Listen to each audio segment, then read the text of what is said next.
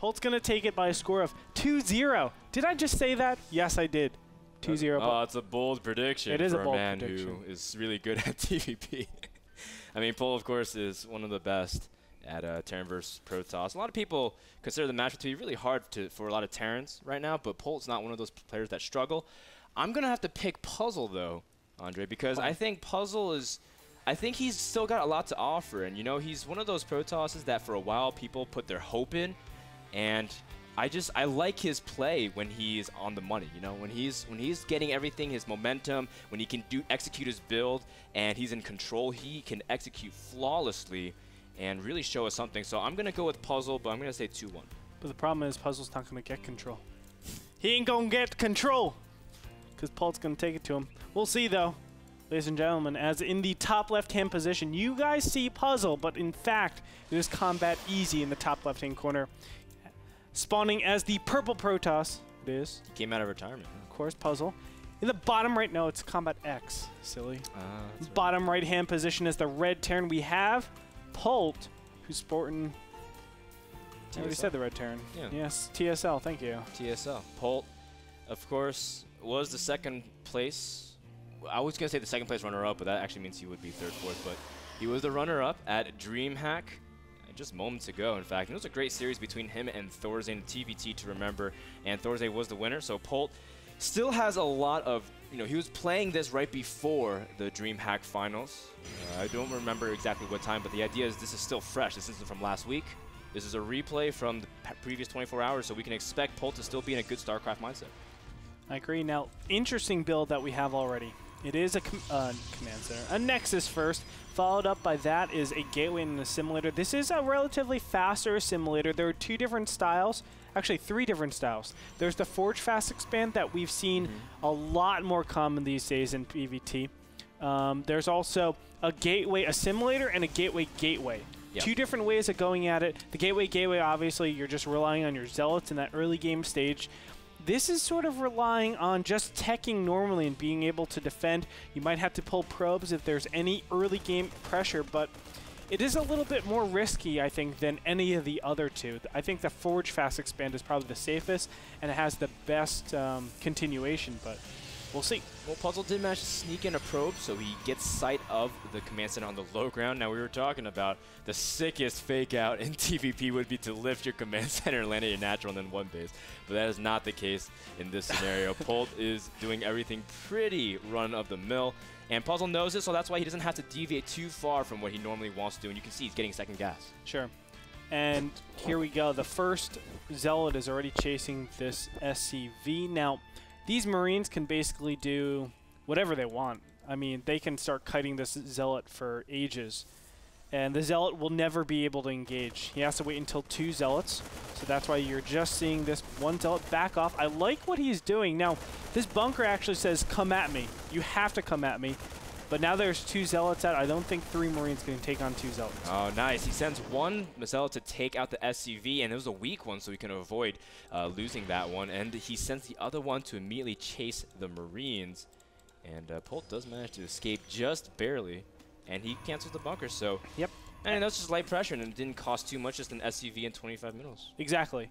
And what do you do to your Protoss opponent? Well, you slow down things. You can see this Chrono Boost. See how it's racked up quite a bit?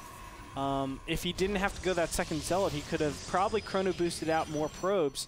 When you Chrono Boost out more probes, you actually have to spend a lot quicker. So all those minerals could have been going into economy. You can see that, you know, Puzzle has been affected a little bit, but still playing. Look at this, so bold. Going a robotics facility directly after really this. Greedy. Bold is a good synonym for that. He's also playing pretty greedy, in my opinion. He's scouting with his Stalker, trying to see if he can cover every area. And you're right. You know, he was normally able to get things out a little bit quicker, but he was supply blocked during that very, very minor pressure from Polt. Polt is going for a fast stim of his first 100 gas, and he has to do 2 more barracks. He doesn't have any other tech besides that. He's getting his engineering bay pretty early as well, and I like that. You know, I like this build from Polt. It's very good in the next coming minutes. Now, I'm not sure. Polt is playing this a little bit weird. Normally, when you are against a fast-expanding Protoss, you don't stay in your base like this. There's quite a long time. You can actually stay out on the map for a good 7, 8 minutes. And the main reason for that is your opponent doesn't have Warp Gate tech yet.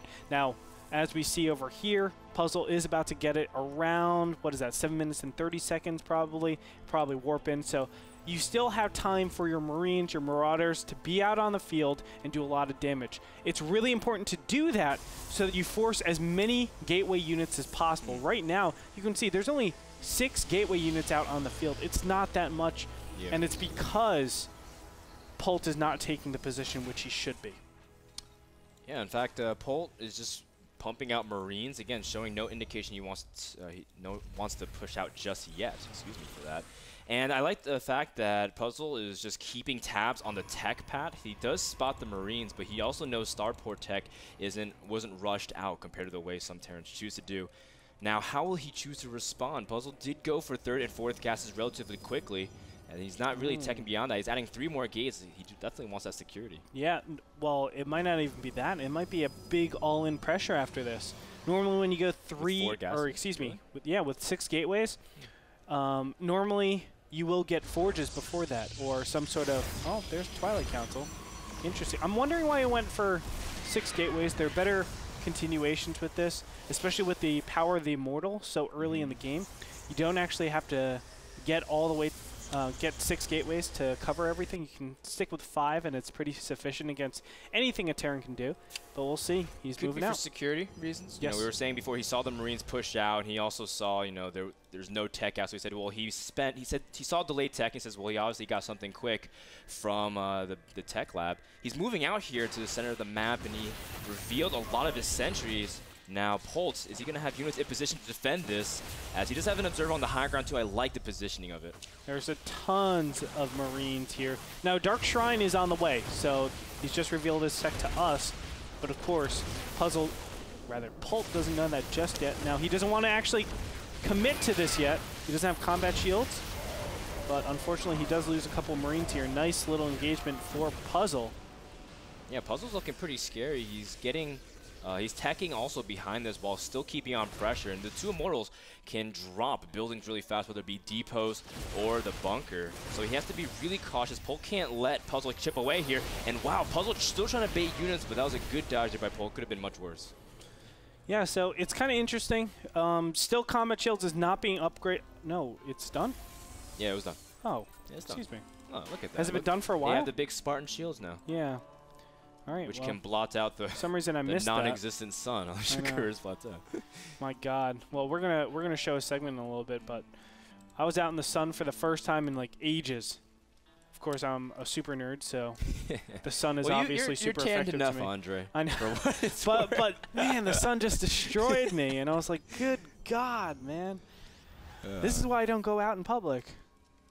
It was pretty hot, but you guys will see what we're talking about later on today. But we do see the Dark Templars are being warped in. Now, I don't know where he did proxy pylon. I thought it was warping back at home. He's sneaking one in, and Polt doesn't see it. He doesn't have any form of detection other than his scans. But he's got 1 scan. He got 2 scans left, and the Warp Prism also dropping another Dark Templar. This is a great 2-prong harass. How will Polt respond?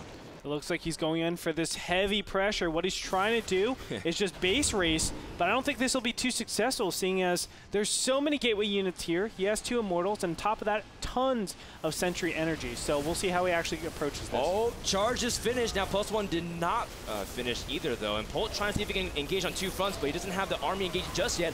There it goes, and force fields do block out the sentries. Looks like Puzzle did split a lot of his sentries towards the top of the ramp, and is not able to force field the SCVs out because he didn't see it coming. He does warp in 2 Dark Templar to try to assist, and Polt did end up using a few of the scans. Now, will those Dark Templars be able to take out the SCVs in time? Looks like Polt is dropping in supply. Puzzle's still holding the advantage. Yeah, and he's not scanning. He needs to scan ASAP because 2 Dark Templars are just tearing apart everything. Now Colossus is out. Oh my goodness, this is going to be it. Polt cannot continue on with this attack, and he's in for a world of hurt if he continues. Oh, he's got only Marauders left too, so that's going to be really easy for Puzzle just to warp in Zealot with charge to really take him on. And Polt's supply is now down to 35. Puzzle looking in full control, considering that Polt has no economy backing this up whatsoever, as his command centers are not positioned.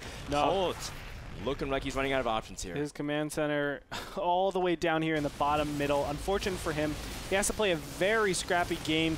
You know, he's just like trying to find anything he could possibly do, but there it is. GG, ladies and gentlemen. Polt will lose the first game, although he will win the next 2.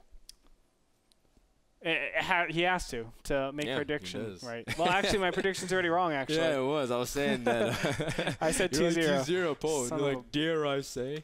But Puzzle's showing pretty strong PvT, but in general, that DT tech drop, we were seeing that yesterday in Cruncher versus Select, how he was just trying to experiment with Dark Templar drops, because Terrans recently have kind of been neglecting that, and they've been playing a little bit around, you know, the metagame around Immortals we were seeing before, and Polt tried to pick out a timing which would have been great if he had the availability of scans. I think we haven't seen Dark Templar drop for a reason.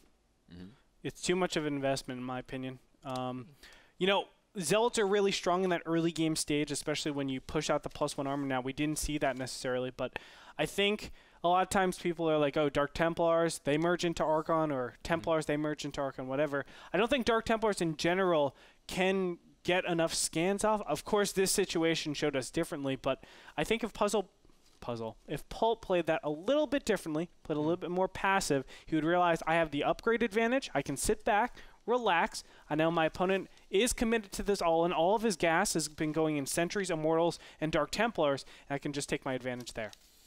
We'll see if Polt is able to come back into this series, or will Puzzle end it very, very quickly. We'll find out after this quick commercial break. Thank you so much to the sponsor of that game. It is Epson, the people who provide projectors in brilliant quality. Check them out at Epson.com. Don't go anywhere. More action from NASL Season 3 here in Division 5 coming up next. Hi, StarCraft.